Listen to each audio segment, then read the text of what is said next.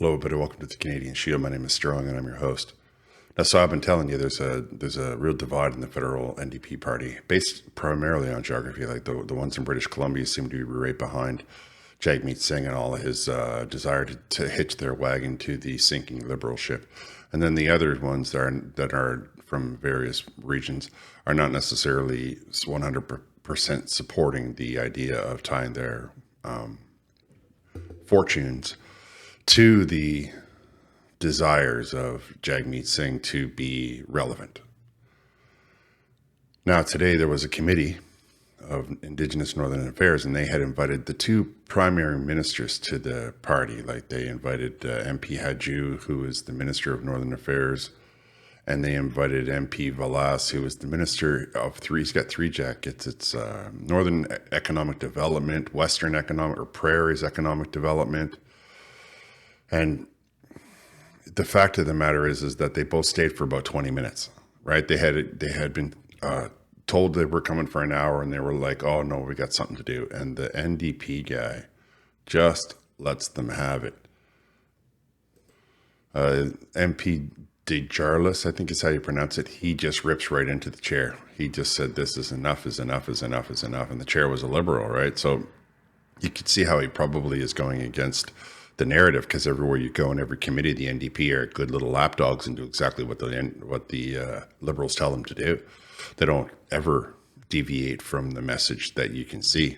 Now, I don't think that this individual MP Desjarlais is really cares. I think that he is quite secure in the votes that he gets, and he doesn't really agree with the idea that it should be divided along party lines, especially when you're considering that these two MPs control billions of dollars for the economic and regional development of the North.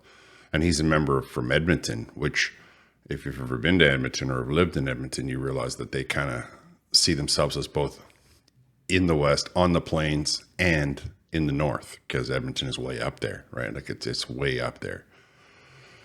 So he probably has the vested interest, especially in the second minister that I mentioned, Valas or Vandal, or I think his name is. Yeah, Vandal is his name. However, before I get too far into it, I would encourage you to like, comment, subscribe, hit the notification bell, share this channel with your friends. So this is MP Hadju. She was the Minister of Northern Affairs, and she left after about 20 minutes. And this is MP Vandal. He was there for probably about the same time. He said, "Oh no, I got to go," basically to go have supper or something to that effect. And the other minister just freaked right out. So let's listen to him give this guy some serious crap. Thank you very much, Mr. Chair. And I'll have to beg your pardon, because I think we both know, you as the chair of this committee, you have the power to second resources for the purpose of executing the mandate of Parliament, the mandate of this committee, which is to ensure that ministers, in this case, on the main estimates, are made present.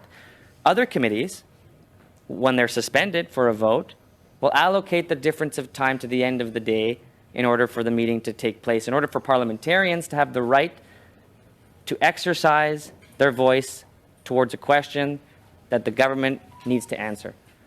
What I have a preference for is for cooperation of a chair that would make those rights possible. I'm not saying I find you contemptuous of your mandate.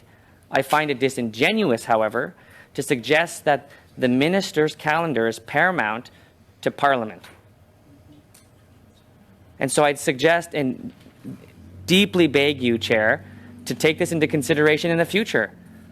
Like, come on. It's your job to make sure that members of Parliament, especially when it comes to Indigenous issues, that these questions are asked and that you take this seriously. What I've heard around this table today is almost nothing other than the Conservatives talking about why the North doesn't get stoves or shouldn't get stoves to heat their homes, and then the very good questions from Ms. Edlout. Second to that point, we then end the meeting short for credible questions on the resourcing of Indigenous issues. Come on. Like, we got to get real here. Like, this is not how members of Parliament who are elected should be treated. The minister can't just come out here and say, oh, my calendar, I got dinner at 6:30. Sorry, John, I got to go. No. This committee is a committee made for the purpose of Indigenous peoples and their policies. And until our chair can make certain that we're respected, the policies that, or lack thereof, even accountability, which is an important mechanism of this place, isn't met. Wouldn't you agree? If I could respond, I would offer that there is no chair that controls ministers' calendars. And as I said, I was tasked through a motion. It's not about the calendars. No, I know we Chair, were asked. it's not about the calendars. I have my mic's on now, so I'm going to speak in response to the concerns you've raised. And that is that we extended the invitations for the ministers. The ministers were very flexible today in adapting. The motion had been 3 ministers in 2 hours. We now have 3 ministers for 3 hours. Votes have disrupted that. The ministers and Sangari and Haidu have agreed to come back to give us their full hour that they had committed to. And we will extend the offer to Minister Vandal to see if he's able to come back for the balance of the time. Because I agree that this is a very important function of our committees to look at where money is being spent through the budgetary allocations. And we've had disruptions today. I can't compel the ministers to stay beyond the time that they have planned out their day. They know that we're here. But the committee could. And we had officials, and they were willing to stay to continue the discussions, but there was agreement from the committee to release them, so that's what we've done. I feel like it's now a matter of a motion that's required to compel you, Chair, to make certain that the commitments of time made by the ministers are actually met.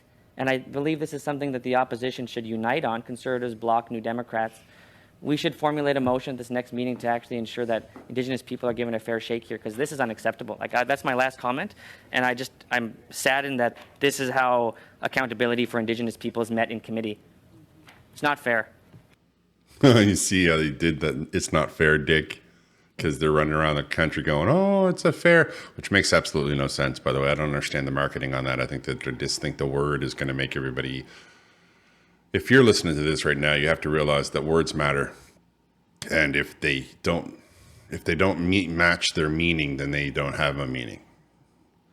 I would say that everywhere I'm watching, the Liberals are not able to maintain impartiality. They are not able to maintain the professional line between acting impartial and acting in their party's best interests, or acting in the way that the party is putting pressure on them. And as Canadians, we need to understand that, because if all of a sudden all of the if the Liberals sealed the majority, they wouldn't listen to you at all. They would do the same to you that they do to other. Some of these people represent hundreds of thousands of people, and they ignore them flat out on ideology, on Marxist ideology, on environmental ideology. It's all ideology. They just give loyalty to the party and not to what's right. And you may be thinking to yourself that that's the kind of country you want to live in. A blind obedience instead of looking for the best solutions for Canadians, whether they be up north or in the south. I have my opinion on that. You could leave me your opinion down in the comments. I'm going to wrap here. I want to thank you all for listening. I'll talk to you next time.